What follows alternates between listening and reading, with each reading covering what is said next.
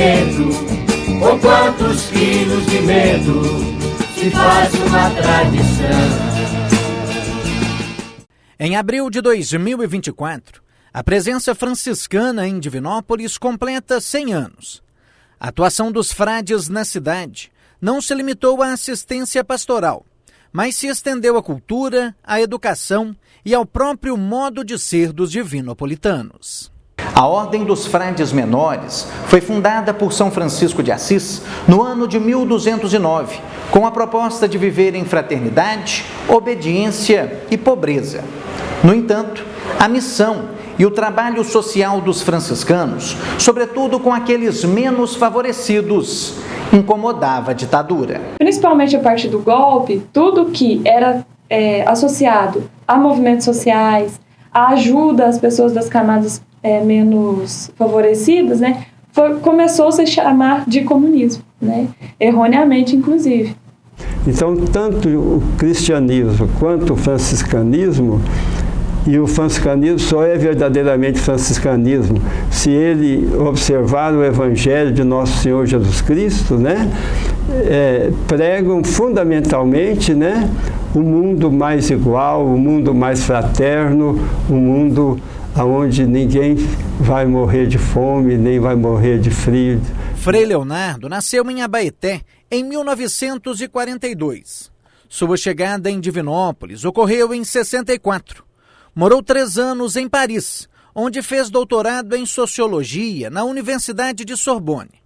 De volta ao Centro-Oeste mineiro, atuou para além da religião, como incentivador da cultura popular e da educação. Eu estava pregando e falando da covardia que estavam fazendo com o Dr. Simão Salomé. Eu estava elogiando o Dr. Simão Salomé porque ele não estava demitindo e cortando o ponto das professoras que estavam em greve.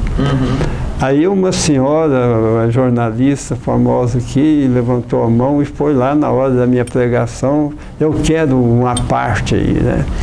E foi defender ao outro lado, que era da delegacia do ensino, a gente chamava antigamente assim, né? Que Deus a tenha, é uma pessoa muito boa. Um dos frades mais perseguidos pelo regime em Divinópolis foi Frei Cristóvão, ou Frei Capeta, como era conhecido por seu comportamento inquieto e questionador. Nascido em Pará de Minas, entrou para a ordem em 1953. Foi professor de Teologia e Sociologia no INESP e na FADOM. Por suas ideias e obras, foi perseguido e exilado. São clara a favor dos pobres, não tinha medo de falar as coisas, Frei Cristóvão não tinha medo, e a perseguição em relação a ele foi muito maior. Ele estava esperando chegar um tal de Frei Cristóvão, achava que era Cristóvão o nome dele, mas o nome dele, de fato, era Hélio Pereira, né? Então, quando os militares chegavam, batiam sua porta, procurando por Hélio, ele se apresentava como Cristóvão. Procurando como Cristóvão, ele se apresentava como Hélio. E no momento assim, de endurecimento do regime, o Frei Cristóvão foi tirado do Brasil e foi estudar na França. Outro frei monitorado na época foi Bernardino Lirs. Nascido na Holanda em 1919, foi transferido para a província de Santa Cruz em 51. Lecionou em Belo Horizonte e foi um dos fundadores da Faculdade de Filosofia, Ciências e Letras de Divinópolis. Mas Frei Bernardino já chegou aqui na década de 50 e já se envolveu principalmente com os trabalhadores e com os trabalhadores do mundo rural, né? Então Frei Bernardino foi essa figura importante que foi realmente para o campo para levar para essas pessoas um sentido de emancipação mesmo, né? De fazer com que essas pessoas fossem capazes de correr atrás dos seus próprios direitos, de se cuidarem, de melhorarem suas condições de vida e transformar a realidade em si. Coitado do Frei Bernardino, ele apenas queria, né, um sindicato lutando pelos interesses dos trabalhadores, né? Mas ele já confundia isso com comunismo, etc., né?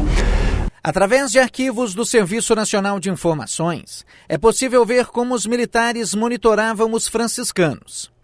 Esse documento de 1983 classifica Frei Cristóvão como um agitador contumaz e esquerdista declarado. Já esse cita o apoio de Frei Leonardo ao movimento estudantil. Já o cardeal de São Paulo, Cláudio Umes, que visitou Divinópolis em 81, teve todo o seu discurso transcrito. E nas aulas do Frei Cristóvão e nas aulas do Frei Bernardino, sabe-se que existiam, né, pessoas mais ou menos infiltradas para ver o que a gente estava ensinando, o que se pregava às vezes, né, nas homilias, nas nossas missas. Para além de um centro religioso, o convento dos franciscanos de Divinópolis foi berço da primeira faculdade da região em 1931, além da FAFID, atual UENG, em 1965.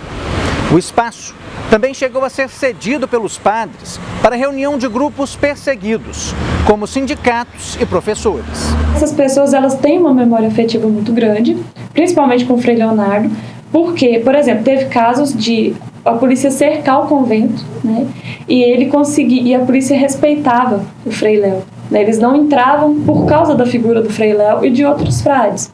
O jornal A Semana começou a ser produzido pelos franciscanos na década de 40. Inicialmente distribuído na paróquia, se tornou de grande circulação nos anos 60. Em junho de 1964, 2 meses depois do início da ditadura, o jornal enalteceu a realização de uma Marcha da Família, ocorrida em Divinópolis. Mas também deu espaço para críticas à ditadura, como esse artigo de Frei Bernardino, que defende os direitos trabalhistas. Chega na década de 60, né, acontece o golpe, aí a gente tem os textos favoráveis, a Marcha da Família, né, com Deus pela Liberdade, que aconteceu aqui, sendo divulgado por esse jornal, com muita alegria, com muita celebração, né, porque o golpe teria, na época chamado de Revolução, né, teria salvo o país do comunismo, né? Mas nessa época a gente já percebe um momento de transição. Eu queria falar uma palavrinha aqui até de agradecimento a todas as pessoas que sustentaram a semana, né? Como a Maria Cândida, como o Inácio Vasconcelos, né? o Oswaldo André, várias pessoas, né? O Ivan Silva, muita gente, né? da intelectualidade aqui, que escrevia ali, de graça, tudo de graça, né? E eu acho que ela prestou um serviço interessante. Senhor cidadão, me diga por quê, você anda tão triste, não pode ter nenhum amigo, Senhor cidadão, na briga eterna do teu mundo, Senhor cidadão, tem que ferir ou ser ferido, Senhor cidadão, ô cidadão, que vida amarga. Eu acho que nós fizemos algum bem, eu acho que fizemos algum mal também, né? Principalmente nessa área de formação das pessoas, né? Acho que ensinamos algumas coisas que realmente são cristãs, e eu acho que ensinamos coisas que talvez não sejam tão cristãs e muito menos franciscanas. Mas a gente é também pecador, né? Faz o bem e faz o mal ao mesmo tempo. Que Deus tenha compaixão, perdoe os pecados que fizemos e nos ajude na conversão para melhorar cada vez mais.